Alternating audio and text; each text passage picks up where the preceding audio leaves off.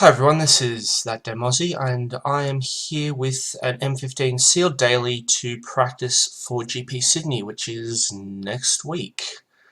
I happened to go to Ballarat and win some buys, so I figured I might as well make a run at the GP. So we're going to sort by rarity first, and we see that we've got Ajani, Avison, Preeminent Captain, as three really strong white rares. And then we also have probably one of my pet cards, Grind Clock, Aggressive Mining, and then we have Aether Spouts. So we're going to have a look and see what our colours are like and see where we can build a deck from those. Now, because Avison and Ajani are really strong, we're going to be trying to build a white deck regardless, although from the looks of things, our white isn't going to be terribly deep. One uncommon, for example, is not a good sign. So if we sort by colour, alright, I'm going to go through here. So I like Johnny's Pridemate, Kinsale Skirmisher, Pegasuses are sweet if you have ways to pump them up. Midnight Guard, Razorfoot Charge, and Sanctified Charge. Oh, Razorfoot Griffin and Sanctified Charge are very good.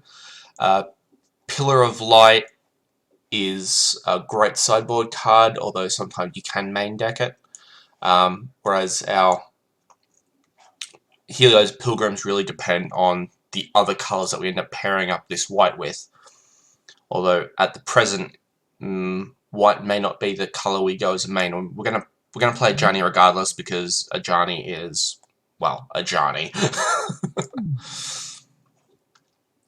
So going through our blue, we've got two Dissipates, an Illusionary Angel,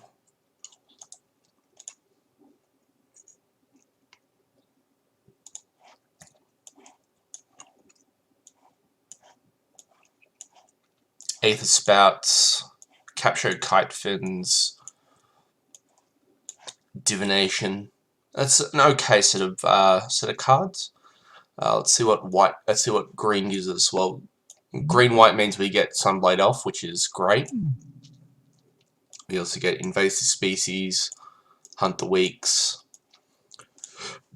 Primadox, two Ancient Silverbacks, which is strange. Don't normally see two of those.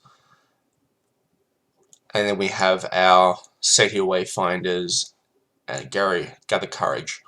This guy, Carnivorous Mossbeast, is okay. I'm not a big fan of him, although, especially since we have Ancient Silverbacks, I'm not going to be too worried about trying to play the Mossbeast.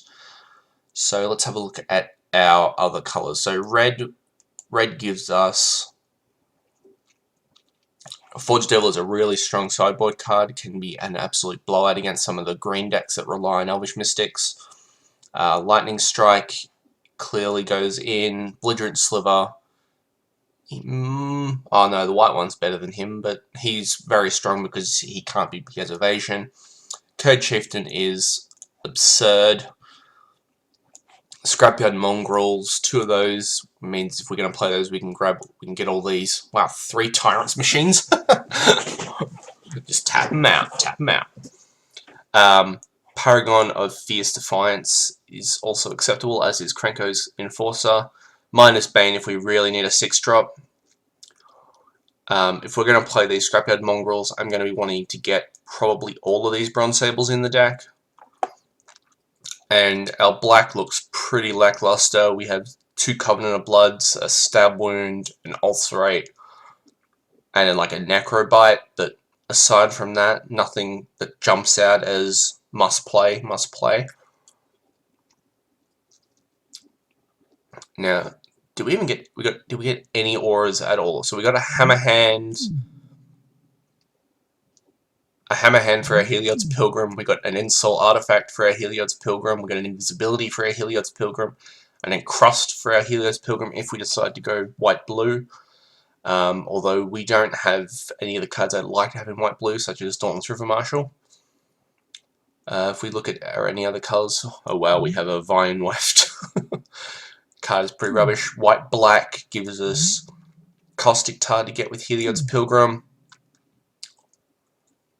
Stab Wound to get with Heliod's Pilgrim, Crippling Blight to get with Heliod's Pilgrim, which is an okay flexible set of things, although we do have this Avison, which is going to demand triple white from us. I think if we let's put this in there. So that's 21. So, and the curve is actually not bad. That curve is quite acceptable.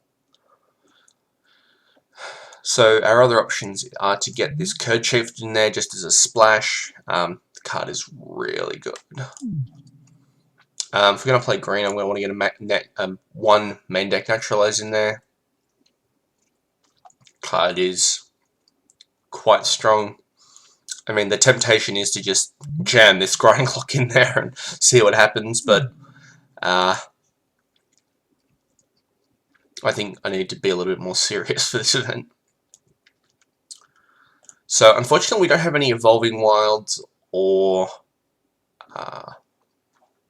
Verdant Havens, which would enable us to splash the Code Chieftain and probably the Lightning Strike easily enough.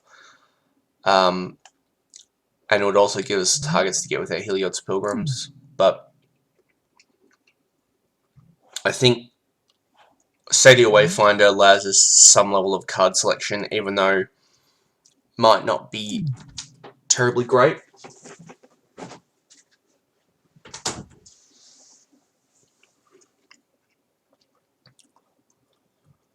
What else have we got?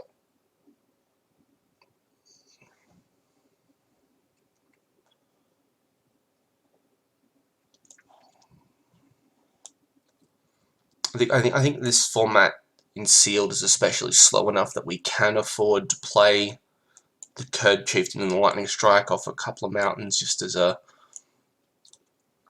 lulls thing. Now, the other thing we have to do is we have to see how many things we have for Preeminent Captain, which I suspect we don't have any. Oh no, we have a Jarnish Pridemate and Kinsbell Skirmisher and Midnight Guard as our only soldiers for the Preeminent Captain, which is disappointing. I mean, we have some very good white cards, but we don't have the real pillars of white, which are Triplicate Spirits, because that card is just unfair.